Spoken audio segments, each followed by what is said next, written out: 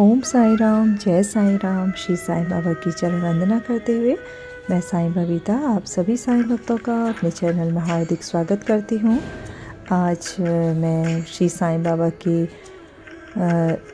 विषय में भोग संबंधी कुछ बातें आपसे कहना चाहती हूँ। आज का जो विषय है वो भोग के संबंध में है। मैं सबसे पहले तो आप सबसे ये पूछना चाहती हूँ कि आप में से कितने साईं भक्त ऐसे हैं जो डेली बाबा को भोग लगाते हैं। वो हर कुछ जो आप खुद खाते हैं वो क्या बाबा को आप भोग लगाते हैं? और अगर नहीं लगाते हैं तो क्यों नहीं लगाते? मैं ये पूछना चाहती हूँ कि आप क्यों नहीं लगाते हैं। यदि आप ये जानते हैं कि बाबा कण कण में विराजमान हैं और आपके घर में बाबा हमेशा रहते हैं, है ना, आपको लगता है आप वैसे तो हम लोग कहते हैं कि बाबा हमारे घर में हमारे साथ रहते हैं, तो क्या आपके साथ बाबा भूखे रहते हैं? आप खुद खाते हैं और बाबा को आप भूखा रखते हैं? मैं आपसे ये पूछना चाहती हूँ। अगर आप इस तरह से बाबा को भोग नहीं लगा रहे हैं तो ये बहुत गलत बात है।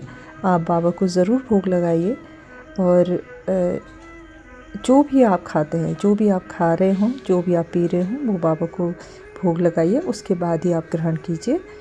और अगर आप कहीं बाहर हैं, ऐसा भी कभी होता है कि घर में हम लोग होते हैं तो हम भोग लगा देते हैं, लेकिन हम कभी बाहर होते हैं तो ऐसी स्थिति भी होती है कि हम लोग भोग बाबा को अलग से नहीं लगा सकते। तो उस वक्त भी उसका उपाय भी हमारे पास है। उसके लिए आप ये बोल सकते हैं कि जब भी आप बाहर जाते हो तो खाना तो खाते ही होंगे, भूखे तो नहीं रहते हैं ना आप लोग। तो जब बाहर जाके आप लोग खाना खाते हैं तो बाबा को बोलिए, बाबा आज आप मेरे साथ ही खाना खाइए, मेरे साथ ही भोजन कीजिए। और अगर आप प्रेम पूर्वक बाबा को पुकारेंगे, बाबा को आमंत्रित करेंगे भोजन के लिए, तो बाबा निश्चित रूप से आपका भोजन स्वीकार करेंगे और आपके साथ हमेशा बाबा भोजन करेंगे।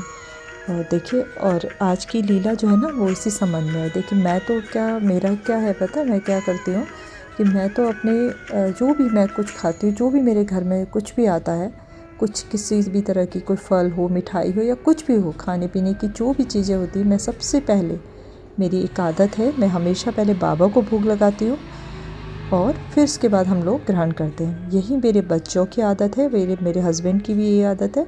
और मतलब हमारे घर का हर एक जो हमारी फैमिली मेम्बर हैं जो भी, वो सब यही करते हैं। बाबा को पहले भोग लगाते हैं, उसके बाद हम स्वयं भोजन करते हैं।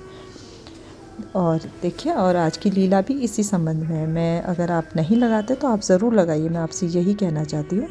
ये लीला जो है आज की, इसका वर्णन श्री हेमांत पंत जी ने साईं सच्चिदित ग्रंथ के अध्याय 9 में किया है। यह है तरखंड कुटुंब पिता और पुत्र के बारे में एक लीला है। अब ध्यानपूर्वक इसे सुनिएगा और इससे आपको पता चल जाएगा कि बाबा को जो आप भोग लगाते हैं, बाबा उसे स्वीकार ज़रूर करते हैं, उसे भोजन करने बाबा ज़रूर आते हैं। ठीक है, ध्यानपूर्वक सुनिए।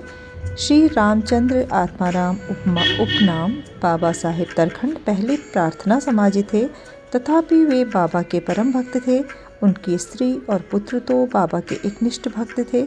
एक बार उन्होंने ऐसा निश्चय किया कि पुत्र व उसकी माँ ग्रीष्मकालीन छुट्टियाँ शिरडी में व्यतीत करे, परंतु पुत्र बांद्रा छोड़ने को सहमत न हुआ।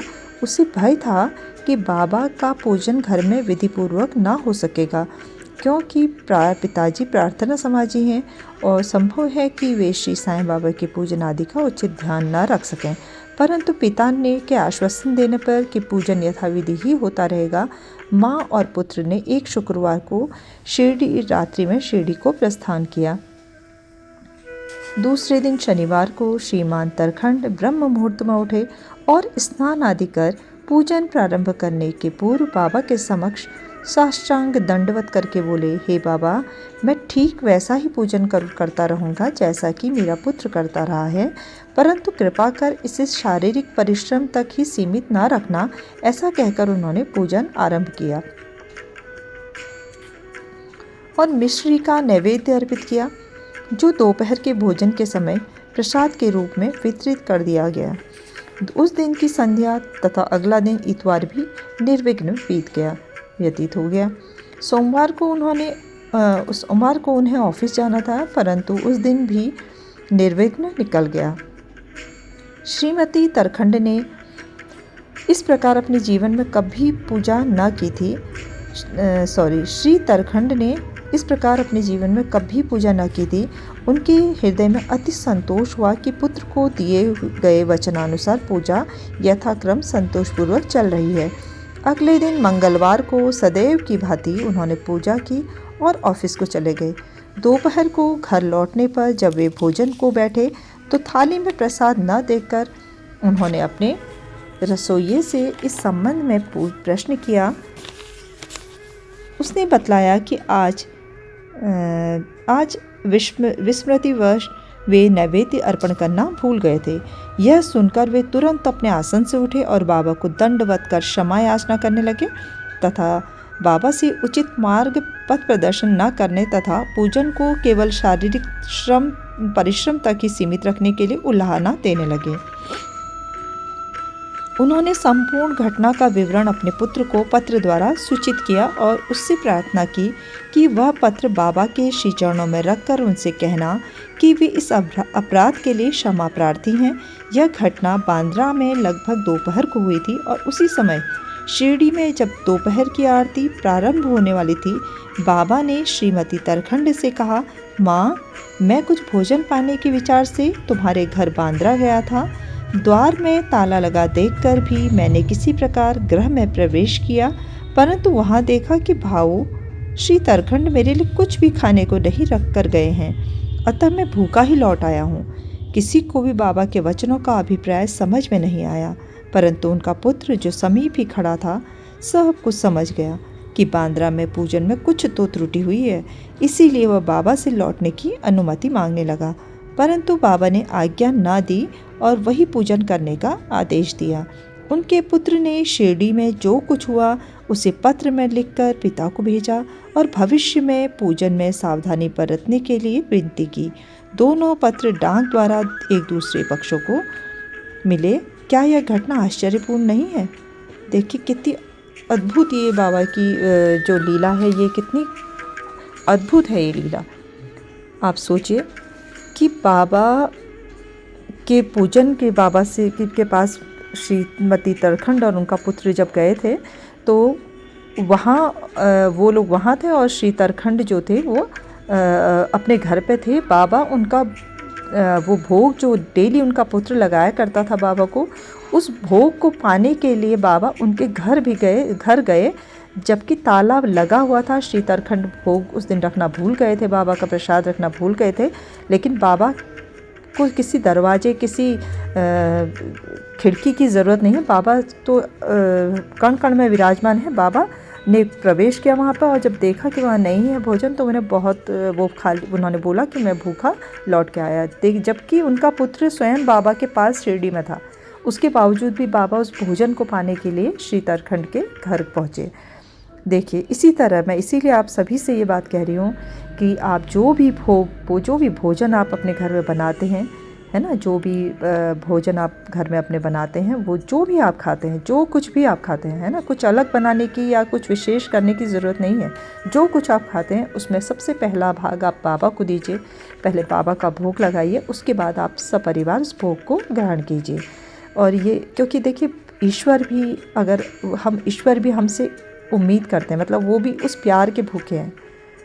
ऐसा नहीं कि वो भोग हम उन्हें नहीं लगाएंगे तो उन्हें नहीं मिल रहा है, लेकिन वो जब हमने उन्हें ये मान लिया है, हम जब उन्हें मानते हैं, हम जब उनका सानिध्य चाहते हैं हर वक्त, और हमें लगता है कि बाबा हमारे साथ हैं, हमारे हर बुरे कर्मों में, हर बुरे वक्त में भी बाबा हमारे साथ हैं, तो फिर उस वक्त क्या बाबा भूखे रहेंगे? आप ये सोचिए कि हमारे घर में अगर आप बाबा को हम चाहते हैं, बाबा रहते हैं, हमें पता है, तो क्या बाबा भूखे रहेंगे? ऐसा नहीं है ना।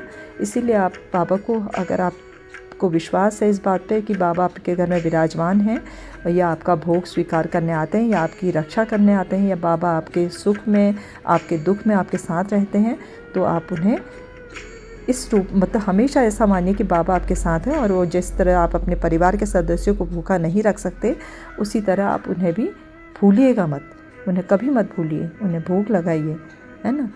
और इसके बाद देखिएगा कि बाबा के प्रति आपकी जो है ना, बाबा के प्रति जो आपका प्यार है वो भी बढ़ता रहेगा, और वो चीज़ आपको एहसास दिलाएगी कि बाबा कभी आपसे दूर नहीं है, वो हर समय आपके पास है। ये आपको अनुभव होगा। आज के लिए इतना ही। आप सभी साईं भक्त इस बात का अर्थ समझ ही गए होंगे कि मैं इस अध्याय में क्या कहा गया है और मैंने क्या बोला है आपसे। मुझे उम्मीद है कि आप इस बात का ध्यान रखेंगे, अमल करेंगे इस बात पे। और ऐसा हो सकता है कि आप शुरू में कभी कभी भूल सकते हैं, लेकिन धीरे धीरे वो आपकी आदत बन जाएगी और भूलेंगे भी नहीं, क्योंकि जब आप उनको आपके हर वक्त आपके स्मरण में है बाबा, आपकी नाम जाप में है, आपके दिमाग में बाबा ही हम हर वक्त हैं, आपके दिल में बाबा ही हैं, तो आप कैसे भूल सकते हैं, है ना। ऐसा नहीं होगा, इसलिए आप इस बात का ध्यान रखिए और बाबा को भोग लगाइए ज़रूर। और उसके बाद देखिएगा वो भोग आपके लिए भी, आपके परिवार के लिए भोग अमृत बन जाएगा और आपके जीवन में भी बहुत सुंदर बदलाव आएंगे, बहुत खूबसूरती से आपका जीवन चलेगा। आप इस बात को ज़रूर मानिएगा। आज के लिए इतना ही। सभी साईं भक्त अपने दिन की शुरुआत करते हैं। आप सबका दिन शुभ हो, मंगलमय हो, आप स्वस्थ रहें, मस्त रहें, श्री साईं बाबा का नाम जाप करते रहें और अपने अच्छे कर्म करते हुए, अपने कर्तव्यों का पालन करते हुए आगे बढ़ते रहें। दीन दुखियों, गरीबों की मदद करें, जीव जंतुओं की सहायता करें और ये सारे जो अच्छे कर्म हैं आपके, वो हमेशा आपको ईश्वर के दिल में आपकी जगह बनाएंगे। और ईश्वर तो उस हर भक्त के साथ है जिसका दिल सच्चा है, जिसका मन पावन है, पवित्र है, जिसमें कोई भी जो बुराइयां नहीं लेता, किसी से राग द्वेष नहीं करता, तो बाबा हमेशा ईश्वर जो होते हैं ना, हमारे उनके साथ ही रहते हैं। ठीक है। कल फिर बाबा की खूबसूरत लीलाएं लेकर मैं आप सबके सामने उपस्थित होंगी। आज के लिए ओम साईं राम, जय साईं राम, जय जय साईं राम।